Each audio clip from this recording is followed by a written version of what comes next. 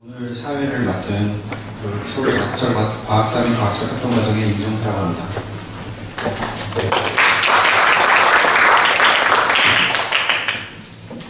아시겠지만 지식공학과 미래과학기술과 사회연구단 과학문화연구센터에서 과학 차기전에서 이제 연구비를 받아서 진행하고 있는 연구 작업인데요. 정례 행사로 실험 세미나를 개최하고 있고요. 실험 세미나를 통해서 융합과 관련된 다양한 측면들을 하나하나 짚어보고 있습니다. 이번에 이제 벌써 세 번째 실험 세미나 순서가 되는데 오늘은 인지과학을 주제로 해서 인지과학의 탄생의 여러 갈래, 인지혁명, 가문혁명, 그리고 선택적 협력이라는 제목으로 한양대 이성욱 교수님께서 발표를 해주실 텐데 제가 쭉 훑어봤는데 인지과학 사회에서 성공적인 융합을 위한 그런 조건들 그리고 방법에 대해서 매우 구체적인 그리고 우리가 동참해야 할 그런 말씀들을 해주실 것 같습니다. 감사합니다. 저희 사업단에서 발표자에게 이제 반강압적으로 강조하는 게 있는데 뭔가 확실하게 쟁점화시킬 것을 요구를 합니다. 그리고 또 한 가지는 뭔가 실험적일 것을 요구하는데요. 그래서 쟁점화시키는 것은 그렇게 어렵지가 않은 게 제가 아직도 1차론들을 읽는 중이기 때문에 주장 자체가 상당히 거칠고 도전적일 수가 있기 때문에 그 부분은 이제 그렇게 받아주시면 되고요. 실험적인 부분들에 대해서는 제가 어떻게 하려고 하냐면 우리의 융복합 정신을 따라서 여기 계신 분들 중에서도 참석하신 분들도 있고 그렇지만 저희가 융복합 워크숍을 제주도에서 했는데요. 그때 박상욱 박사님이 이제 발표를 하시면서 사회과학자와 인문학자가 굉장히 다른 발표 태도를 가진다는 점을 강조하셨습니다. 사회과학자는 워낙 굉장히 도구적으로 이렇게 자신의 주장과 그 다음에 상대편의 주장을 갖다 이렇게 딱딱딱 매칭을 시켜야 되기 때문에 시간이 없다는 거예요. 그래서 조금 듣다가 재미없으면 나가버리기 때문에 그런 걸 생각해서 처음 5분 동안의 승부를 봐야 된다. 5분 동안에 뭔가 딱 제시하고 그 다음에 그 사람을 잡아줘야 된다. 이런 말씀 하셨는데 저도 한번 시도를 해보겠습니다. 그래서 제가 인문학자는 절대로 이런 짓은 안 하는데 이제 실험 세미나니까 그래서 일단 제일 첫 번째 슬라이드에 제 주장을 얘기를 한 다음에 재밌다고 생각하시면 이제 들으시고요. 아니면 불행히도 제가 실패를 한 거죠.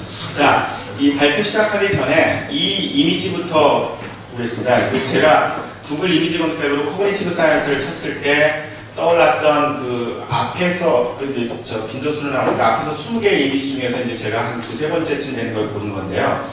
잘 아시겠지만 대부분 앞에서 20개짜리 이미지는 굉장히 자주 사용되는 이미지입니다. 근데 그 이미지들이 거의 다 이러한 형태입니다. 무슨 뜻이냐면 되게 뇌라는 거죠. 코그니티브 사이언스를 치면은 지금 20개까지는 거의 뇌와 관련된 이미지가 됩니다. 제가 이 말씀을 드리는 이유는 제가 제일 처음에 인지심리학의 일종의 이렇게 경험을 했다니까 그런 게 아직도 생생히 기억나요. 89년도에 제가 심리학과 수업을 들으면서 였는데 인지심리학.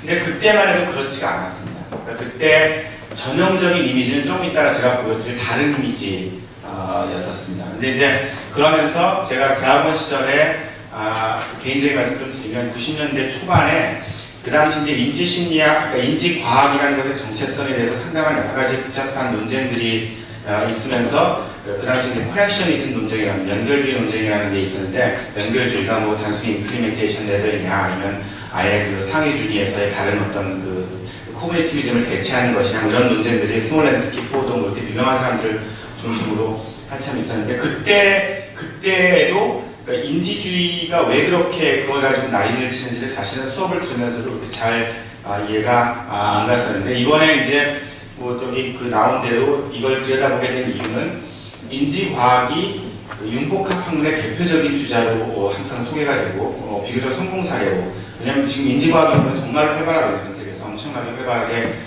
되고 있는데 그랬을 때 그럼 인지과학 연구를 자세히 들여다보면 우리 사업단의 목표인 융복합 연구에 대해서 여러 가지 시사점을 얻을 수 있지 않을까 라고 생각해서 이제 들여다보게 된 겁니다. 이제 그러면서 다시 들여다보니까 왜 90년대 초반에 그런 연결주의 문제에 그렇게 엄청난 거였는지를 이제 다시 재인식할 수가 있었고요. 또 한 가지 이제 제가 이걸 들여다볼 때 한 가지 이제 또 다른 키워드는 뭐였냐면 제도화 문제였습니다. 과학사에서 아주 익숙한 주제인데, 인지과학 연구는 엄청나게 많은데, 제가 이제 몇 가지 자료들을 찾아보니까 전 세계에서 인지과학 연구들은 어마어마하게 많이 이루어지고 있는데, 실제로 그 인지과학 연구 중에서 인지과학 연구 프로그램이나 교육 프로그램에서 이루어지는 연구가 얼마나 되느냐, 굉장히 적거든요. 그럼 대부분 어디서 이루어지냐면 심리학과, 뭐 아니면 신경과학과, 아니면 인공지능학과, 이렇게 기존의 분과학문들에서 이루어지는 인지과학 연구가 훨씬 더 많습니다. 숫자적으로 볼 때, 논문 수량으로 볼 때. 그것도 재미있는 현상이죠. 그러니까 굉장히 영향력 있는 학문 분야인데, 어떤 이유에서 제도화에 있어서는 뭐 전 세계 한 80개 정도 프로그램이 있다고 하는데, 물론 80개 대단한 거지만 전 세계에 있는 심리학과 수, 전 세계에 있는 인류학과 수, 전 세계에 있는 인공지능학과 수를 생각해 보시면 80개라는 건 사실 그렇게 많은 편은 아니죠. 그러니까 하여튼 뭔가 이런 것들의 배경에 흐르는 어떤 그 맥락들이 있을 것이다라고 생각을 해서 이제 그런 것들에 대해서 이제 탐색을 해보기 시작했습니다. 그래서 그 말씀을 드리고, 제가 도달한 결론은 이제 여기가 실험적 파트입니다.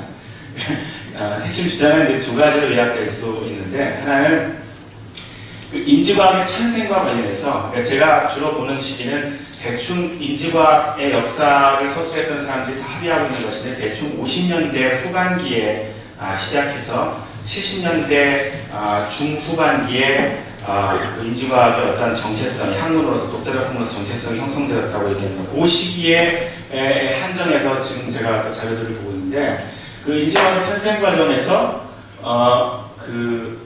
이제 대중적인 단편에서 널리 퍼져 있는 것처럼 여러 가지 학문들이 이렇게 골고루 모여들어가지고 융복학적인 어떤 그런 시각화에서 관점들을 공유하고 학문들을 만들어 나갔다기보다는, 제 생각에는 거기에 참여한 여러 학문 분야마다 편차가 굉장히 컸다는 게 제 1차적인 결론입니다.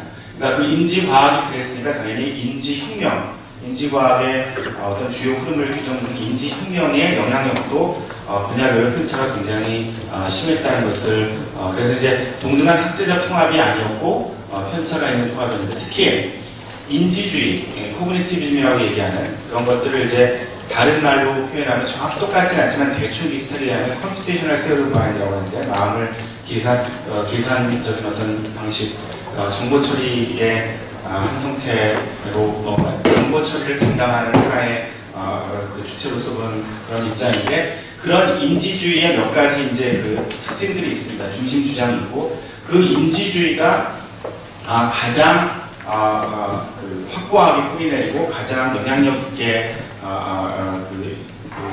학문적으로 이제 확립됐던 것은 당연히 인지심리학이라는 분야였고, 사실 코그니티브 사이콜로지 자체가 인지과학의 탄생과 거의 같이 나갑니다. 실제로 우리가 인지과학의 주요 주찬자라고 얘기했던 사람들이 대개 그 중에서 대부분은 그러니까 적어도 심리학과 있는 사람들은 인지심리학을 만든 사람이기도 합니다. 그래서 인지심리학이 그 주도권을 쥐고서 실제로 인지혁명과 인지주의의 어떤 어떤 영향력 확대에 크게 기여했고요. 그 과정에서 사이버네틱스, 인공지능학, 그 다음에 그 정보이론이라고 인포메이션 시어리가 상당히 생산적인 활동을 합니다. 제가 나중에 밀러에 의해서 보듯이 굉장히 정말로 그 이상적인 형태로 생산적인 활동을 하는데, 그런데 중요한 건 이 사이버네틱스나 인공지능학에 대해서는 인지주의라는 말을 통해서 인지혁명을 이뤘다고 할 수 없는 이유가, 제 중심 주장은 사이버네틱스가 우리가 되게 과학혁명이라고 할 때는 어떤 학문들이 있고 그 학문 내에서 주도적인 패러다임이나 연구 정통들이 바뀌어 나가는 것들을 얘기를 할 텐데, 사이버네틱스라는 학문 자체가 인지혁명이 진행되는 과정에서 만들어집니다. 그리고 만들어졌다가 사실은 없어지죠. 지금은 사이버네틱스를 학문으로서 따로 연구하는 분야가 사람들이 없고, 그것들은 다 컴퓨터 과학이나 관련 분야들로 흩어져 버렸거든요. 그 다음에 그 인공지능학은, 컴퓨터는 그때 있었습니다. 50년대 후반기에 당연히. 근데 컴퓨터가 워낙 새로운 거였고, 그 다음에 컴퓨터를 사용해서 실제로 지적인 행위, 목적지향적인 행위들을 할 수 있다는 사실 자체에 사람들이 굉장히 매료돼서, 그래서 이제 기계로서의 마음 개념에 이르게 되는 겁니다. 그러니까 실제로 기계하고 인간의 마음은 완전히 다르다고 생각했는데, 실제로 인공지능이라는 형태로 지적인 어떤 그런 행위들을 뭐 나쁘게 말하면 흉내낸다고, 아니면 본질적으로 큰 차이가 없는, 적어도 비해별 패턴에 있어서는 그런 형태로 그것들이 이렇게 그 유사한 어떤 현상들을 만들어낼 수 있다는 사실에 고무돼서 기계의 마음과 인간의 마음을 통합적으로 다룰 수 있는 어떤 그런 이론화의 가능성들에 대해서 이제 관심을 가지게 되고, 그게 이제 인공지능학의 발달로 이루어지게 됩니다. 그러니까 어떻게 생각하면 사이버네틱스하고 인공지능학은 과학혁명을 겪었다기보다는 인지과학의 성립 과정에서 자신의 학문이 그냥 만들어진 거죠. 그러니까 그런 의미에서 인지혁명이라고, 그에 비해서 인지심리학은 실제로 그 당시 그 심리학계에서 전통 굉장히 중심적인 입장이었던 행동주의 연구방법론을 대체했기 때문에 인지혁명이 적어도 그 심리학계 내에서는 적절하게 적용될 수 있다고 생각을 할 수가 있습니다.